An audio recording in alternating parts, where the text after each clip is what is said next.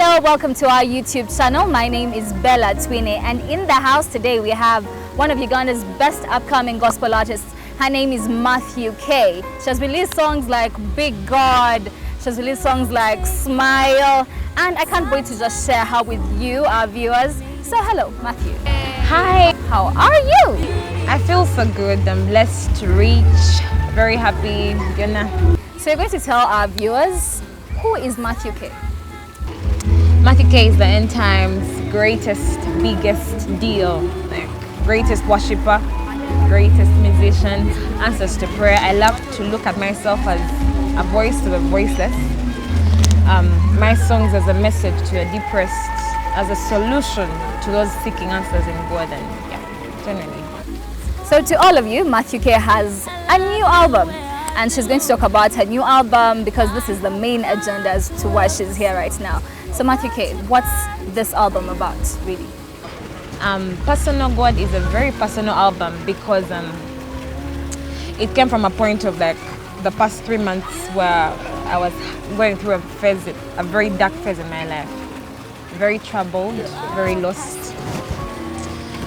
Dark, like in a very dark pit really. And this is how I got the album. Personal God being the title of it. I've released just one of the songs, which is Personal God itself. And the lyrics alone, you would not maybe find them in verses, but these are lyrics that show you of how personal God is to me. When I've come to worship, I want to emphasize of who He is to me. I'm not on the line of like wanting to worship the way my mom does, the God that my father has taught me, not really. I want to, from a personal basis of like, I know where God has got me from. I know the things that He has done for me that people have not done for me.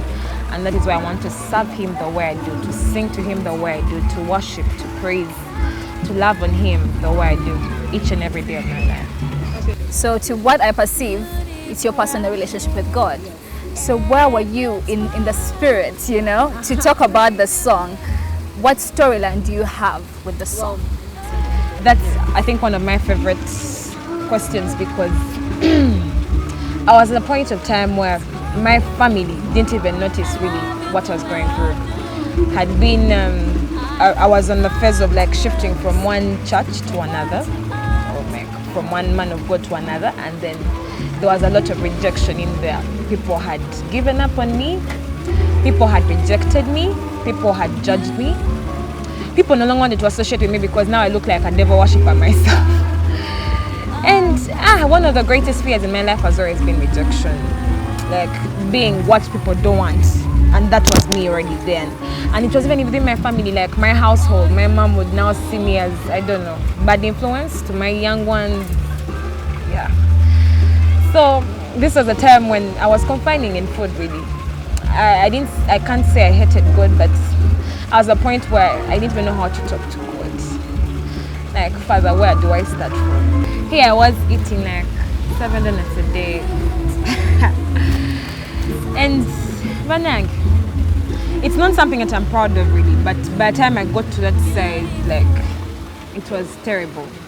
I was confining in donuts, not even food, but donuts. And these are like 500 each meanwhile. And then I was in and out of hospital. I had sleepless nights over different infections. So in the nights, it was nightmare. I actually always feared the nights because I knew that was where the trauma was starting.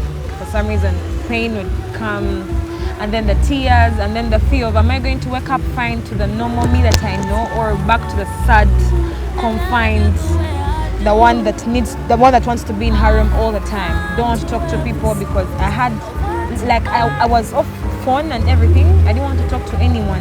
And even at home, even them would see me get back from like internship and then back to home, like my own room closed. And that was it. So I was sick. I was very like, I don't know, anxiety, you'd say, very troubled because I would no longer sing. Usually I would get out of these things through singing. And then the people I try to confine in, that is like my parents, my manager, my friends, they didn't help much. All the best they could do was, yeah, the guy you go to now, where you pray from now is the problem, and also it was really one of the darkest times. And through that, I really learned that there are things that God can get you out of. And until you get to that point of God is the one that got me out of this, then that's it. That's crazy. Confining in food and not in God. That's crazy. And very many people do that. But since the new song is Personal God and your album is Personal God, who is your listening audience? Who do you want to pick from the song? My listening audience, the target I have for this album really, the people in prisons, behind those walls.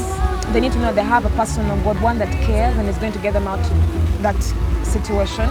And then the sick in hospitals, when you're in that bed having a disease and troubled, you need to know that you have a personal God that cares and like is ready to get out of it. Then like the suicidal kind of people, the depressed, those that feel like they're not loved enough, they're rejected, treated unfairly, all those things. Because I've been there, I know what it means.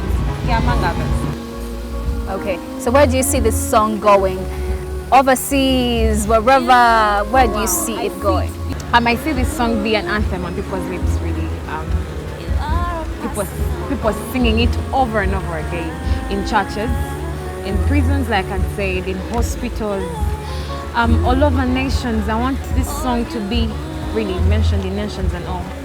Yeah, and for people to like be on my social media platforms like, why is this song? How can I get it? On my YouTube channel, Matthew K, on my Instagram, Matthew K Official, on my Facebook page, Matthew K. I want to hear testimonies and testimonies of how the song has changed people's lives and ministered to them. Thank you so much for viewing our YouTube channel. This is Matthew K.